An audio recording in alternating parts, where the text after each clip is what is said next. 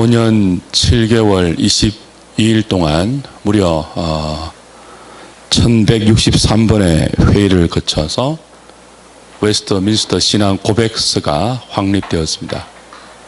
그리고 예배 모범과 대소요리 문답 정리가 되어서 개혁 교회가 하나님을 어떻게 믿고 따르고 그 믿는 하나님을 어떻게 예배하고 교회 생활을 어떻게 해야 하는지를 분명하게 정리를 해서 교회 가운데 전수하고 가르치도록 했죠. 이 긴 기간의 총회를 통해서 가장 먼저 회의에서 다룬 주제가 교회 정치입니다. 누가 교회의 머리가 될 것인가 하는 문제이죠. 그게 오늘 이 방금 함께 읽은 마태복음 16장 이 본문의 성경 해석을 놓고 긴 토론을 했습니다. 특별히 그 해석의 주된 쟁점은 반석이라는 그 단어의 의미와 교회 열쇠가 뭐냐 하는 것이 그 논쟁의 주된 핵심이었죠. 교회 열쇠를 어떻게 해석하냐에 따라서 교회 정치가 달라지니까요. 반석이 무엇인가 하는 해석과 더불어서 말이죠. 그 지난번에도 말씀드렸다시피 마태복음 16장 오늘 본문의 말씀을 두고 크게 세 가지의 교회 정치 형태가 나누어집니다. 교황 정치와요, 로마 가톨릭이 본문을 해석하는 정치 형태가 교황 정치예요. 그 다음에 회중 정치가 있습니다. 똑같은 본문을 어떻게 해석하느냐에 따라서 교회 정치 형태가 회중 정치 형태로 갈 수도 있어요. 정치라는 말은 누가 교회를 통치하느냐라는 뜻입니다. 그 교황 정치는 누가 교회를 통치한다고요? 교황이 통치한다는 거예요. 반석이 베드로라는 거고 그 베드로가 교황이라는 거죠. 그리고 하나님은 교황에게 교회 통치권을 맡겼다는 거예요. 그 통치권을 본문에서는 교회 열쇠 혹은 천국 열쇠라고 표현했죠. 그 천국 열쇠가 뭐냐? 하나님께서 천국 열쇠를 누구에게 맡겼느냐고 할 때 베드로라는 교황에게 맡겼다고 해석하면은 어떤 정치가 파생한다고요? 교황 정치가 파생해요. 반면에 회중 정치는 뭐예요? 천국 열쇠를 누구한테 맡겼다는 거예요? 회중들에게 맡겼다는 거예요. 회중이 누구예요? 우리들인데 이 회중이 누구라고요? 너희는 나를 누구라 하냐 할 때 베드로의 답변이 뭐였습니까? 주는 그리스도요 살아계신 하나님의 아들입니다 라고 고백하는 이 회중들의 모임, 그 회중들의 모임 자체에 하나님께서 뭘 줬다는 거예요? 천국의 열쇠를 맡기셨다는 거예요. 반면에 웨스트민스터 신앙 총회에서 그 긴 기간 동안 치열한 회의와 논쟁을 통하여 정리한 정치 제도는 뭐예요?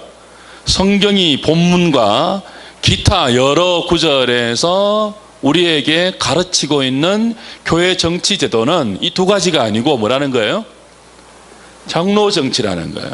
단순히 회중 정치가 아니고 이 회중들 속에서 투표를 통하여, 교인들의 투표를 통하여 그리스도의 삼중직을 반영하고 있는 누구와 누구와 누구를요? 목사와 장로와 집사를 선출해서 하나님께서 그리스도에게 기름 부었듯이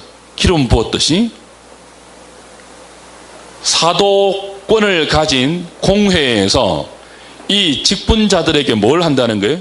기름을 부어서, 기름 붓는 것이 직분을 공적으로 수여한다는 뜻이에요.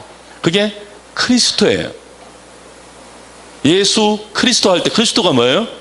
기름 부음을 받았다는 뜻이에요. 메시아. 그죠? 그래서 성경이 말하는 교회 정치는 하나님께서 그리스도에게 기름 부었듯이 그리스도가 기름 부음을 받아 감당했던 왕직, 선지자직, 제사장 직분을 반영한 누구예요? 목사와 장로와 집사라는, 이걸 항존직이라 그러죠. 그죠? 항존직의 의미가 뭐였습니까? 교회가 존재하는 한 항상 존재하는 직분이에요. 무엇과 대비되는 직분이었죠? 비상직분과 대비되었습니다. 비상직분이 뭐예요? 교회가 지상에 창설될 때 비상하게 임시적으로 하나님께서 교회의 초석을 놓기 위해서 특별하게 세우신 직분이에요. 뭐예요? 에베소서 4장 11절에 나와 있듯이 사도와 선지자와 복음 전하는 자. 이건 초대교회가 세워질 때, 그죠? 특별하게 임시적으로 허락하신 임시직이란 말이에요. 그것과 대비되는 직분이 뭐예요? 신약교회가 존재하는 한, 주님이 다시 오시는 그날까지 교회 가운데 비상직분처럼 잠시 있다가 사라지는 직분이 아니고 항구히 영원히 있는 직분인 목사와 장로와 집사의 무엇을 반영했다고요? 그리스도의 삼중직을 반영해서 이들로 하여금 교회를 다스릴 수 있도록, 이들에게 하나님이 천국의 열쇠를 맡기셨다는 것이 뭐예요? 웨스트민스터 신앙총회가 그 긴 토론을 통해서 결정한 교회 정치의 내용이에요. 그래서 우리는 이 웨스트민스터 신앙총회의 이 정리에 의해서 장로교가 탄생된 거예요. 그러니까 우리가 어떻게 장로교 안에서 지금 신앙생활을 하고 있는지를 여러분이 뿌리를 아시려면 이 새 정치 제도가 치열하게 논쟁하는 과정에서 성경이 무엇을 말하는가를 설득과 토론과 양보와 성경을 갖고 타협하는 가운데 최종적으로 결정된 것이 뭐라고요? 장로 정치 제도라는 것을 여러분이 아셔야 돼요. 그래서 종교개혁 자체가 무엇에 반발하여 나온 거예요? 교황 정치에 반발하여 나온 거예요. 오늘 교재를 보시면 232페이지부터 조금 할 거예요. 오늘 교황 정치는 마태복음 16장에 베드로와 예수님의 이 대화를 베드로에게 전부 초점을 맞춘 해석이었죠. 반석도 베드로고 뭐예요? 교회 열쇠도, 천국 열쇠도 하나님께서 베드로에게 주님이 맡기셨다는 주장이에요. 그래서 교황이 천국의 열쇠를 손에 쥐고 그 열쇠를 가지고 풀고 매는 권세를 사용하는 거예요. 여기에서부터 수많은 부패의 현실들이 발생했죠. 그래서 교황이 천국 열쇠를 쥐고 있기 때문에 하나님께서는 교황이 공식적으로 그 천국 열쇠를 수행하는 공식 회의에서 말하는 발언은 오류가 없다고 말했죠. 교황 모슬. 교황 모슬이 사적인 자리에서도 그의 말은 오류가 없다는 뜻이 아니고 천국 열쇠를 휘두르는, 천국 열쇠를 그죠? 이렇게 수행하는 공적인 회의에서 교황이 말하는 모든 발언은 오류가 없다는 교리가 탄생이 되었고, 그 교리에 근거해서 무엇을 만들었죠?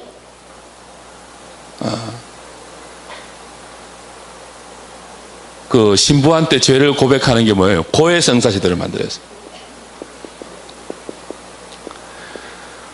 마틴 루터가 1517년에 비텐베르크 성당에 95개조의 반박문을 붙였지 않습니까? 종교개혁이 거의 촉발되는데요. 이 95개 조항 거의 전부는 무엇을 반대하는 거예요? 교황청이 천국 열쇠를 가지고 면벌부를 팔았잖아요. 면죄부, 면별부를 팔은 것에 대한 루터의 반박이에요. 그러니까 결국 무엇에 대한 반박이에요?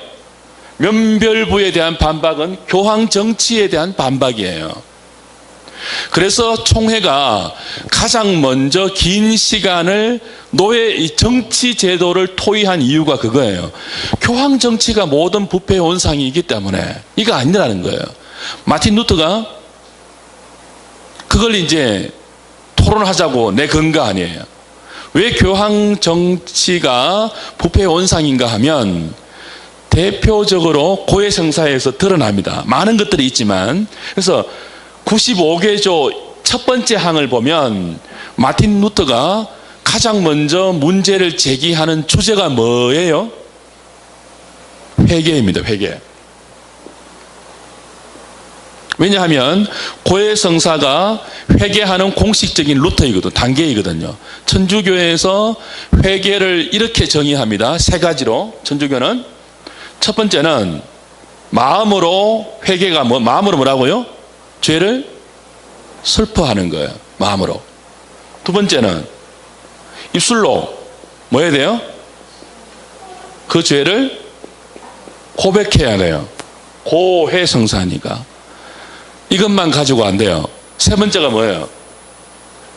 마음으로 죄를 슬퍼하면서 신부의 사제에게 죄를 입술로 고백해야 되는데, 그 죄가 하나님께 사면을 받기 위해서는 행동이 따라야 돼요.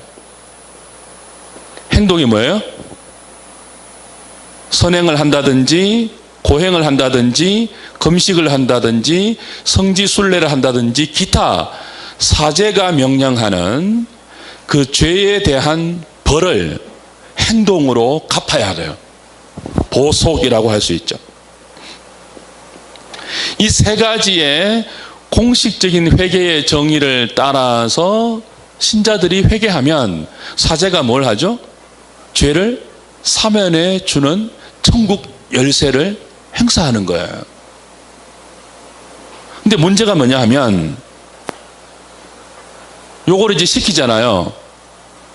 죄는 고백했지만 마음에 슬퍼하면서 신부님 내가 이런 죄를 지었습니다고 고백했잖아요. 근데 그 고백으로 끝나는 게 아니죠. 사면이 되는 게 아니죠. 그 죄에 대한 사면을 받으려면 신부가 지시하는 대로 행동을 옮겨야 돼요. 그죠? 뭐 3일 금식을 하라든지 뭐 고아원에 가서 뭐 어떤 선행을 하라든지 뭐 이렇게 구체적으로 지시하는 그 보속의 행동을 옮겨야 되는데 이걸 다 못한단 말이에요. 그리고 일일이 공개적으로 신부 앞에 가서 다 회개하지 못하는 죄의 목록도 있을 거 아니에요. 그죠?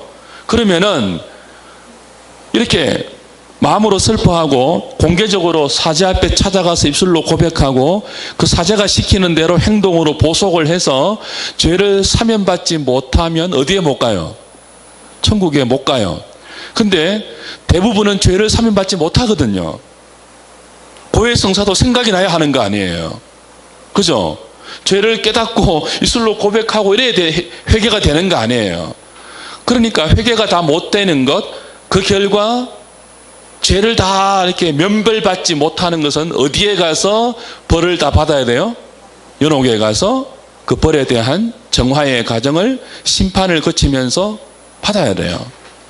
근데 천국 열쇠를 행사할 때 이 문제, 연옥에 가서 지상에서 다 처리하지 못한 죄에 대한 벌을 상당 기간 연옥에서 고통 가운데 받는 것을 천국 열쇠를 가진 교황이 뭐 하는 거예요? 해결해 줄 수 있죠. 왜냐하면 열쇠를 가졌으니까. 여기서 풀면 뭐예요? 하늘에서 풀리니까.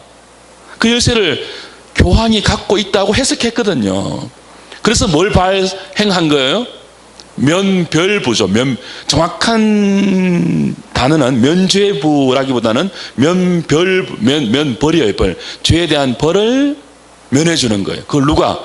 천국 열쇠를 갖고 있는 교황이 팔아가지고 이걸 사기 위해서 돈을 지불하는 순간 뭐예요? 연옥에 있는 선조들이나 조상들이 그걸 그냥 그대로 천국으로 간다는 거예요. 그래서 루터가 뭐라고 했습니까?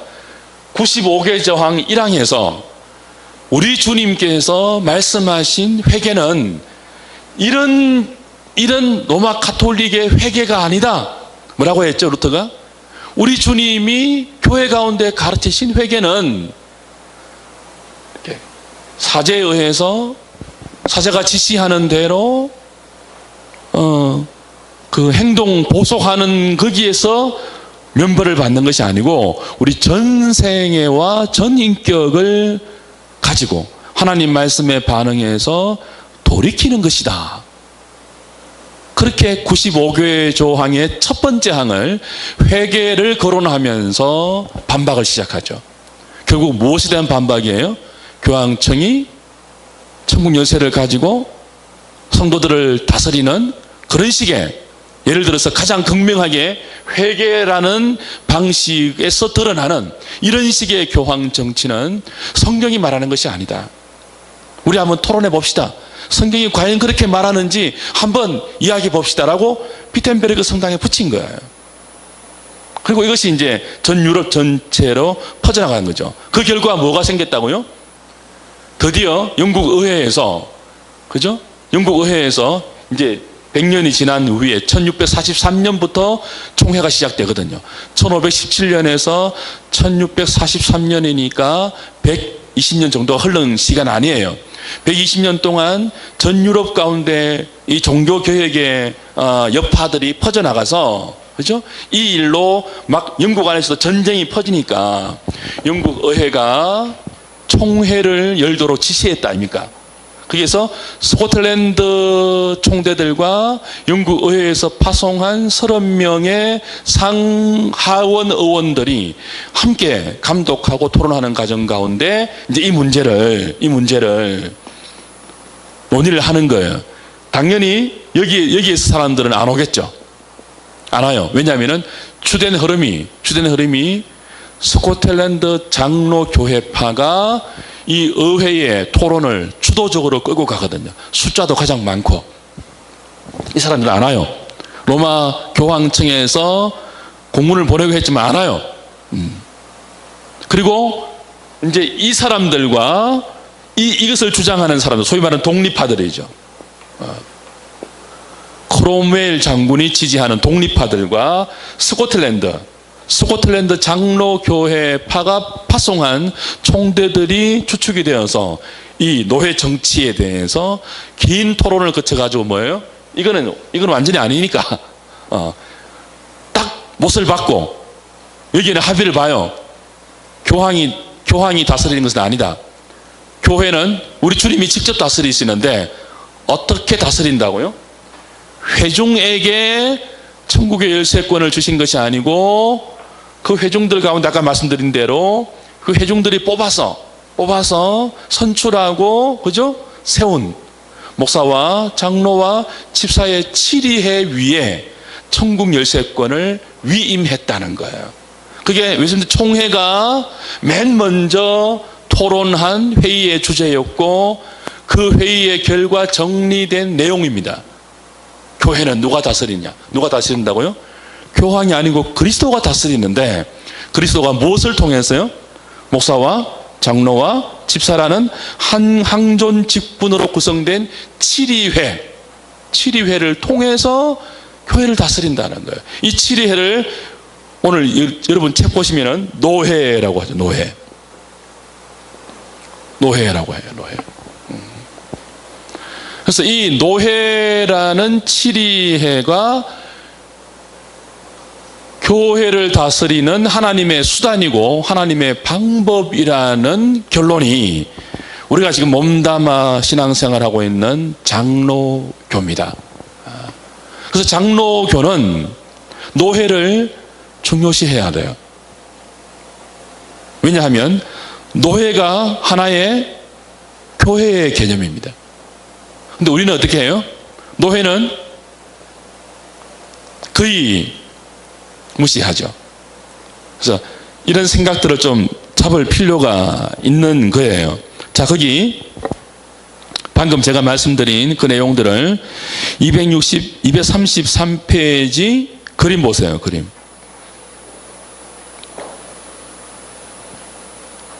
그림 보시면 맨 왼쪽 편에 X 해놓은 것은 무슨 정치예요? 교황 정치죠. 한 사람이 다 열세권을 주도하고 휘두르는 거. 맨 중간에 있는 익투스라고, 익투스. 그 헬라가 익투스예요. 예수스, 크리스토스, 데오스, 휘오스. 그죠? 그 다음에 소테르라고 되어 있는 것에 이게 맨 첫 자만 따온 것인데 물고기를 의미하는 익투스예요. 그 익투스는 그림이 뭐예요? 그리스도가 하나님의 살아계신 하나님의 아들이고 그리스도입니다. 주가 하는 이 고백을 한 신앙 고백을 한 회중들이 교회 열쇠를 천국 열쇠를 하나님께로부터 받았다는 거예요. 그렇게 되면 뭐가 필요 없을까요? 치리회가 필요 없습니다. 교회 안에 뭐가 없어도요?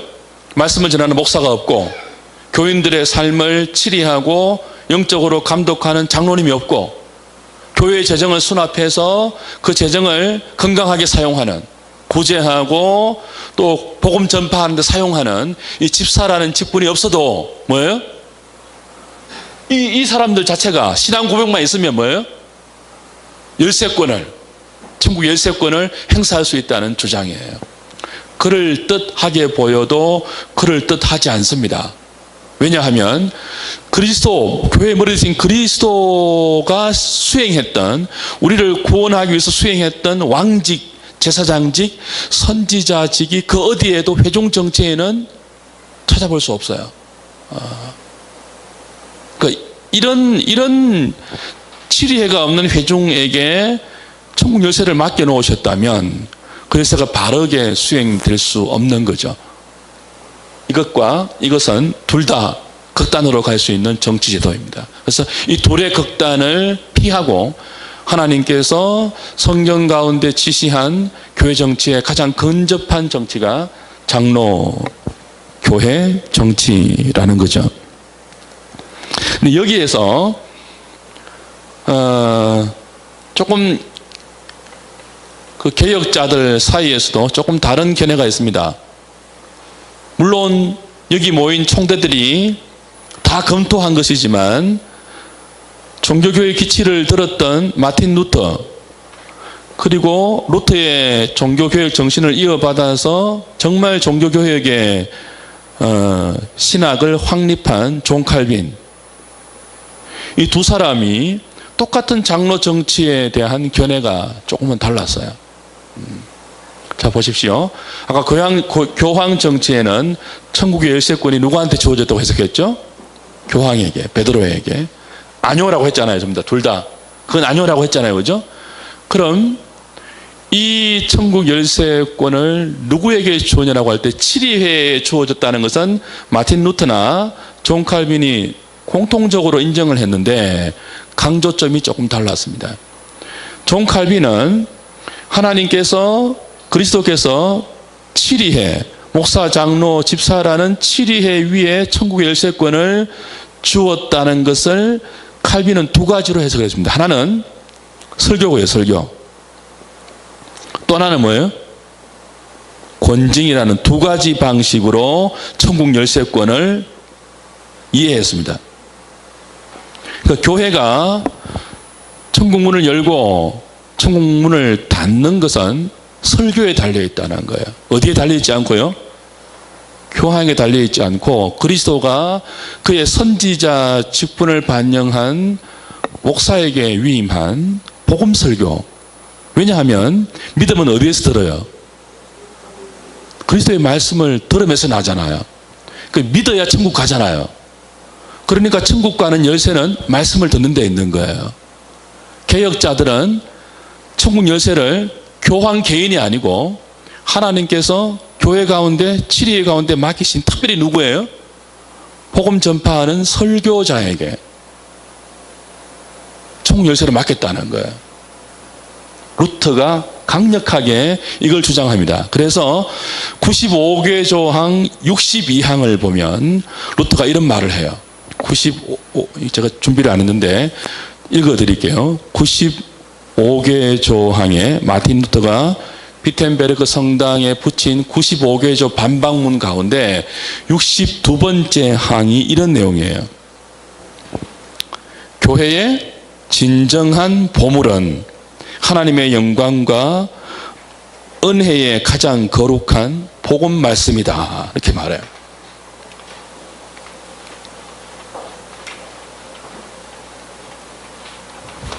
자, 62항에서 교회의 보물, 교회의 진정한 보물은 뭐라고요? 하나님의 복음의 말씀이다 그래요. 다시 읽어드릴게요. 교회의 진정한 보물은 하나님의 영광과 은혜의 가장 거룩한 복음 말씀이다. 그리고 60항에서는 이렇게 말해요. 그리스도의 공로로 교회에 주어진 열쇠들이 바로 이 보물이다. 그죠? 62항에서는 뭐라고 해요? 교회의 보물은 그리스도의 복음 말씀인데 60항에서는 뭐라고 한다고요? 다시 읽어드릴게요. 60항. 그리스도의 공로로 교회에 주어진 열쇠들이 바로 이 보물이다. 그리스도의 공로로 교회 가운데 천국 열쇠가 주어졌는데 그 열쇠가 바로 뭐라고요? 바로 이 보물이라는 거예요. 보물이 뭐라고요? 복음 말씀이거든요. 루터는 뭐라고 주장한 거예요? 천국 열쇠는 교황이 아니고 복음의 말씀이다 라고 주장한 거예요. 95개조 반박문에서 회개로 시작해서, 그죠? 회개가 천국 열쇠에 해당되는 것이니까 회개로 시작해서 논제를 이끌어간 루터가 그 한복판에서 강력하게 주장한 것이 뭐예요? 천국의 열쇠는 교황에게 주어지지 않았고 교회의 보물인 복음 설교에 위임되어 있다라고 주장한 거예요. 그래서 루터는 이 7위의 가운데 하나님이 위임하신 천국의 열쇠를 설교에 강조를 두었습니다. 설교에. 반면에 칼빈은 똑같은 의견이고 루터에게 동의했지만 더 강조한 게 있습니다. 설교만이 아니고 뭐를 하나 추가했다고요? 법적으로 권징 이 열쇠 가운데 포함된다고 강조했습니다. 물론 루터도 이걸 인정했습니다. 그러니까 7위에 맡겨진 천국의 열쇠는 루터나 칼빈이나 두 사람 다 하나는 복음 설교, 하나는 뭐예요? 그 복음 설교대로 사는지 안 사는지를 장로님들이 신방에서 보잖아요. 복음 설교대로 못 사면은 권면하잖아요. 그죠? 한두 사람이 찾아가서 권면하잖아요. 그래도 안 들으면 교회 이름으로 문안하고 권면하잖아요. 그래도 안 들으면 뭐예요? 치리하잖아요. 권징하잖아요. 권징. 이걸 뭐라고 본 거예요? 천국의 열쇠권이라고 본 거예요. 이 권징을 통해서 이 사람이 들으면 뭐예요? 천국 문이 열리는 거예요. 안 들으면요? 닫히는 거예요. 출교하는 거죠. 반면에 루터는 똑같이 권징을 인정했지만 훨씬 더 복음 설교에 강조를 둡니다. 이제 다음 주에 배울 거예요. 아론의 상난 지팡이라는 책이 왜 등장했는지를 배우면서 이 권징에 대한 심각한 토론이 웨스트민스터 총회에서 벌어지거든요. 권징에 대해서. 그래서 이 권징은 교회에서 하면 안 된다. 에라스투스파입니까? 네, 이름이 헷갈리는데 그 사람들이 그런 주장을 해요. 권징은 국가에서 해야 된다. 반면에 장로파들은요? 아니다. 권징은 국가의 사법 권한이 아니고 교회의 독특한 영적인 권한이기 때문에 교회 7위에서 권징을 해야 된다. 이제 치열하게 다투면서 문제가 생깁니다. 그건 다음 주에 하도록 하고, 여하튼 켈빈은 뭘 강조한 거예요? 권징을 강조했습니다. 그래서 칼빈이 기독교 강요에서 참된 교회의 표지를 세 가지로 봐요. 지상의 교회가 어떤 교회가 참된 교회인가? 표지가 있는데 그 교회가 가짜 교회인지 진짜 교회인지를 보여주는 표지가 있는데 칼빈에 의하면 그 표지가 세 가지예요. 하나는 뭐죠?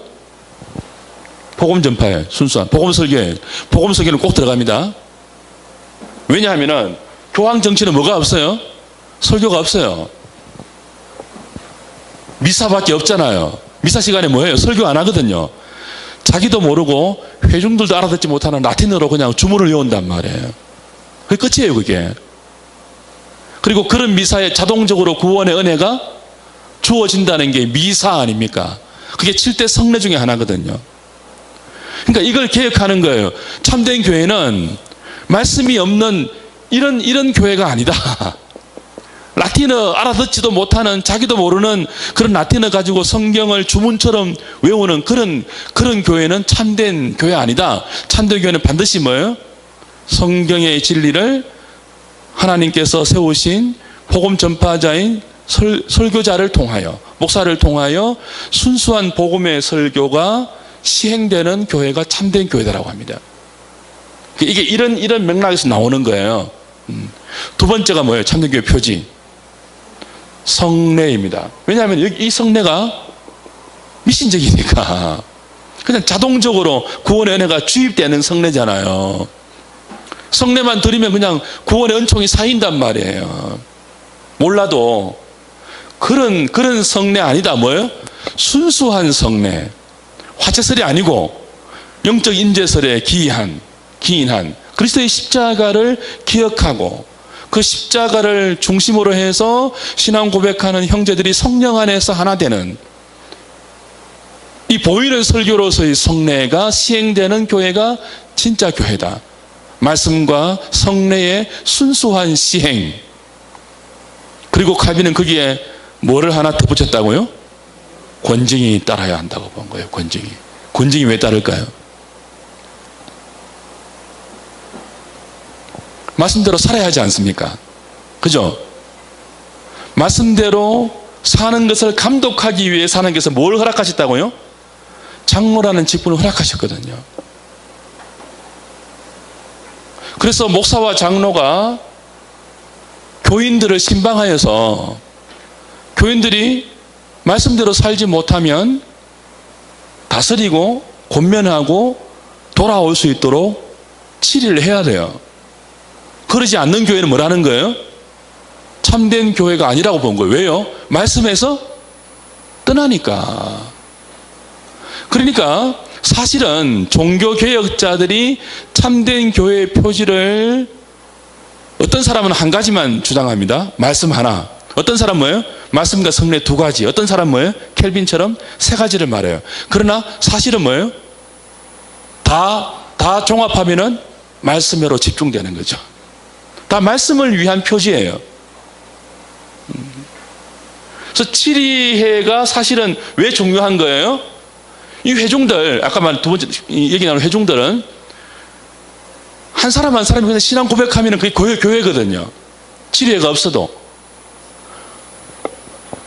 근데 한 사람이 하나님의 다스림을 조직된 치리회를 통해서 받지 않으면 아무리 순수하고 아무리 참된 신앙을 가지고 있다고 해도 훨씬 더 부패할 수 있습니다. 뭐처럼요? 한 사람이 정권을 휘두르는 교황 정치 못지않게 아무 통제도 받지 않는 회중 자신이 교회고 치료회가 없어도 총 열세권이 이 한 사람에게 다 주어지는 그런 형태로는 뭐예요? 여기 못지않는 부패의 위험성이 도사리고 있어요. 그 사람님은 뭘 주신 거예요? 치리회를 주신 거죠. 목사와 장로와 집사라는 직분을 주셨고 이 직분을 교인들 가운데서 뽑도록 하셨고, 그죠? 내적인 소명, 외적인 소명을 검증하여서 뽑도록 했고 그 뽑은 사람을 노회가 안수하게 한 거예요. 특별히 누구를요? 가장 중요한 교회의 표지가 되는 말씀을 좌우하는 목사를 세울 때는 회중들이 그냥 세우는 게 아니고 우리 교회에서 저 사람 목사하면 좋겠다라고 생각해서 목사라 선출해가지고 위임해가지고 이렇게 하는 게 아니고 뭐예요? 회중들이 공동회로 청빙하는 동시에 노회에서 이 목사를 검증하고 그렇게 하기 전에 뭐예요? 개교회에서 가르치는 은사가 있다. 성경이 말하는 목사의 자격에 해당되는, 감독의 자격에 해당되는 그런 사람을 교회에서 선발해서 신학교를 보내는 거죠. 보내기 전에 노회에서 검증을 해요. 목사 후보생을 검증을 하죠. 그리고 노회가 뭐예요? 한 사람의 목사를 양성하기 위한 모든 신학에 필요한 제 비용을 노회가 담당합니다. 원래는 장로 정치자다가. 그렇게 해서 한 사람의 목회자 후보생이 양육되면 그 사람이 한 지교회를 청빙을 받아서 또 노회가 뭐를 해요? 안수를 해서 세워서 위임을 하죠. 그 위임하는 과정에서 반드시 서약을 하죠. 뭘 서약합니까? 첫 번째, 신구약 성경 66권을 우리 신앙의 유일한 표준으로 삼고 따르고 가르치기로 서약하십니까? 물어요. 노회에서 기립하게 해서 예라고 서약할 때 뭡니까? 안수할 수 있습니다. 두 번째로 묻는 게 뭐예요? 신구약 성경 66권의 모든 교훈을 총괄하여 요약한 웨스트민스터 신앙 고백서와 지금 우리가 배우는 대요리 문답, 소요리 문답을 신앙의 골자로 받기로 서약하고 이걸 가르치기로 서약하십니까? 라고 묻습니다. 그럼 뭐예요? 예라고 서약해야 뭐예요? 목사 안수를 받을 수 있습니다. 그러니까 장로교회 정치 형태에서는 목사 안수를 받고 한 교회를 목양할 수 있는 위임을 받았잖아요. 그럼 반드시 뭘 가르쳐야 됩니까? 웨스트민스터 신앙 고백서를 가르쳐야 돼요. 그리고 그의 설교 가운데 뭐예요? 웨스트민스터 신앙 고백서가 정리한 내용이 골자를 이루어야 돼요. 그걸 누가 감독해야 돼요? 장로님들이 감독해야 돼요. 우리 목사가 과연 설교할 때 성경의 본문을 웨스트민스터 신앙 고백서와 대요리 문답과 소요리 문답이 가르치는 대로 하고 있는지를 장로님들이 감독해야 돼요. 그러니까 장로님들이 뭐예요? 목사만큼 실력이 있어야 돼요. 그래서 아무나 뽑으면 안 되는 거예요.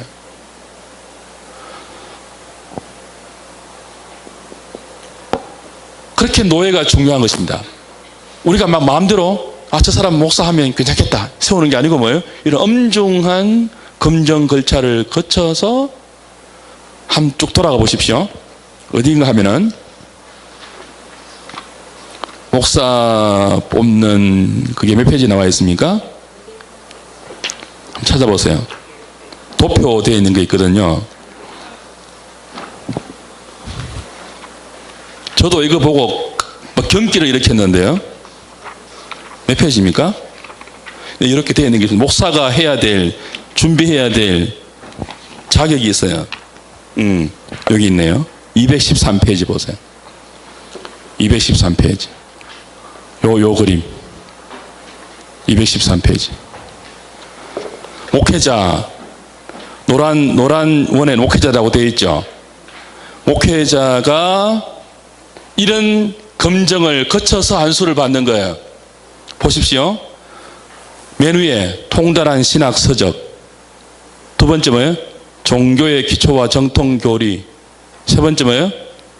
잘못한 견해에 대항하는 변호 능력, 변정 능력이에요.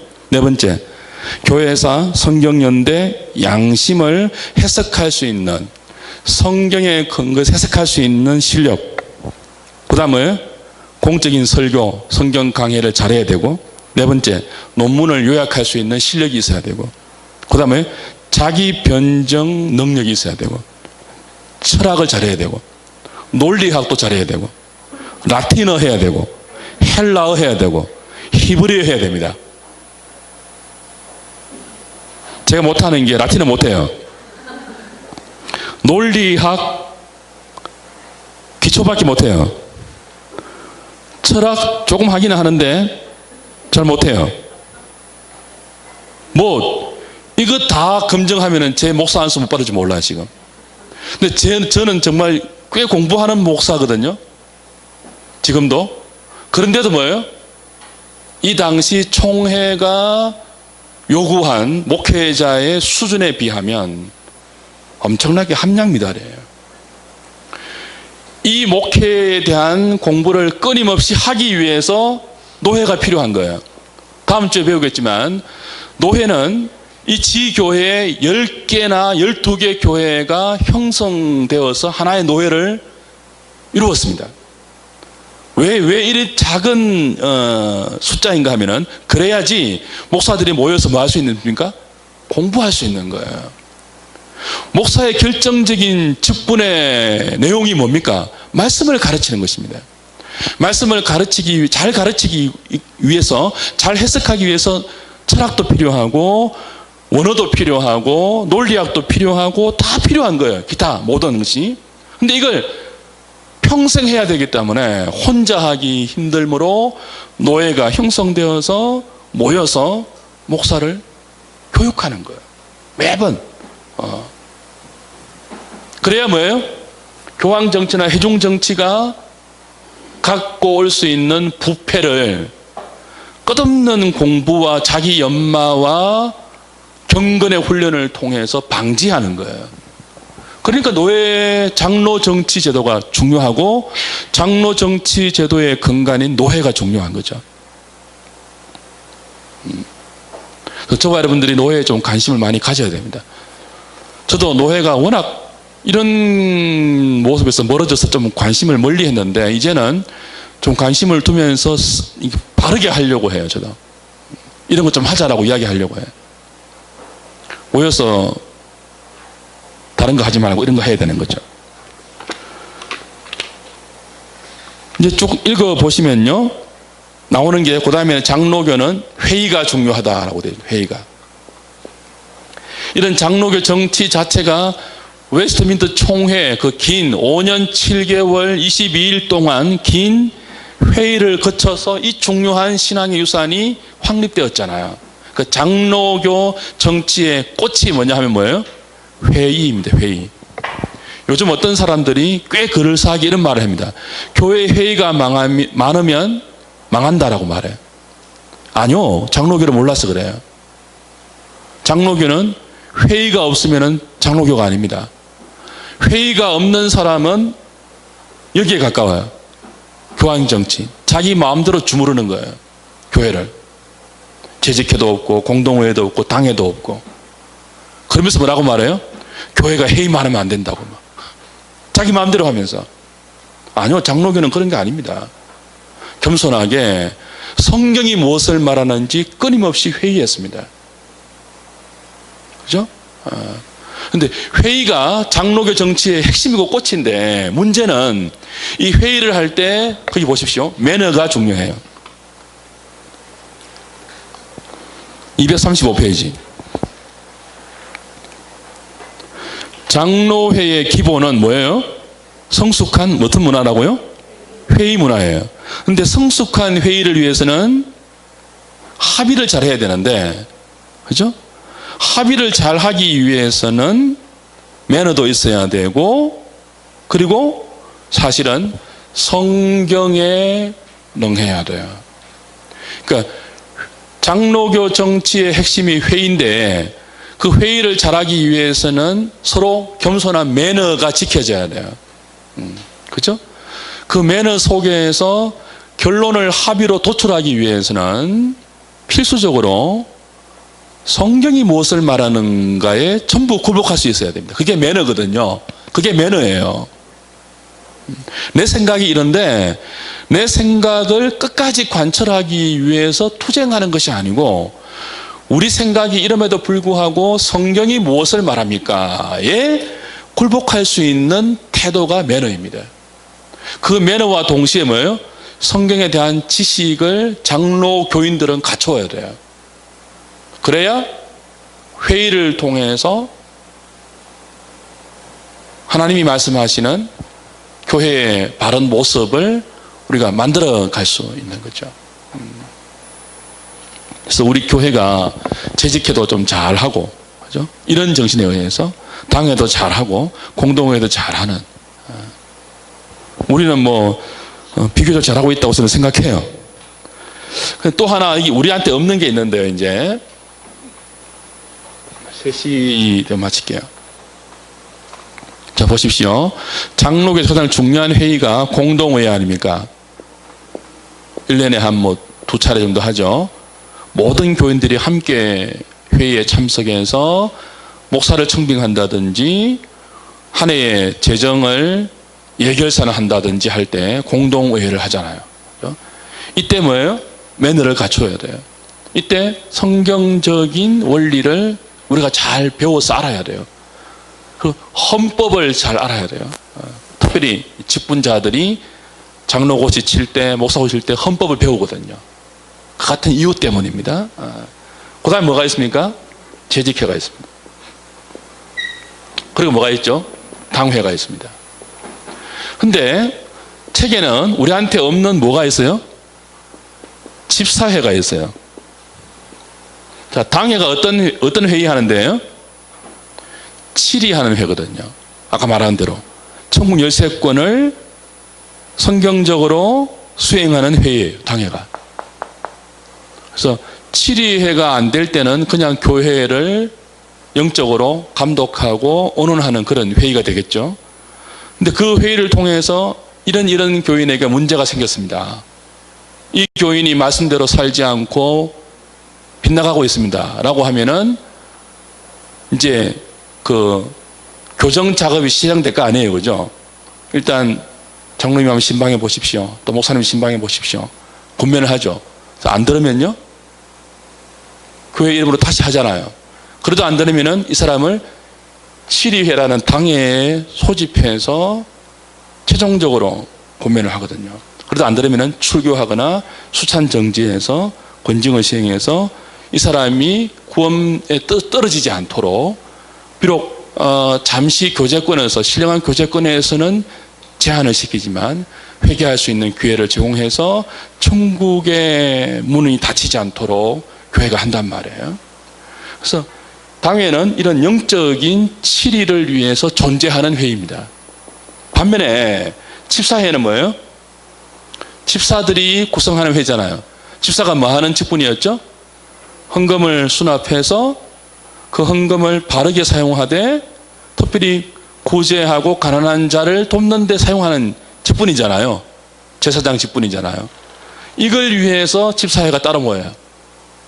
그래서 공동의회에서 예결산한 예산을 집사들이 어떻게 집행하는지를 집사회를 통해서 언론하고 이렇게 시행하는 거죠. 그리고 뭐예요? 재직회가 이 모든 것들을 통괄해서 언론하고 보고를 받고 그러는 거예요. 그러니까 요 공동회의, 집사회, 재직회, 당회가 없으면 뭐가 아니에요? 장로교회가 아니죠. 근데 우리는 지금 뭐가 없습니까? 요건 없어요. 요건 없고 대신 재직회가 다 하고 있는 형태죠. 저는 아마 집사회가 필요하다고 봐요. 오늘 여기까지 하고요. 나머지 그림은 다음 주에 또 하도록 하겠습니다. 235페이지까지 했습니다. 오늘 여러분들이 좀 기억해야 될 것은 장로교 형태는 노예 정치 형태고 그 노예 정치에서 중요하게 우리가 기억해야 되는 것은 천국 열쇠가 개교회에 어디에게 주어졌는가 하는 것. 치리회인 당회에서 말씀 중심으로 하여 교인들 가운데 시행된다는 것. 그걸 기억하면 되겠습니다. 찬송하죠.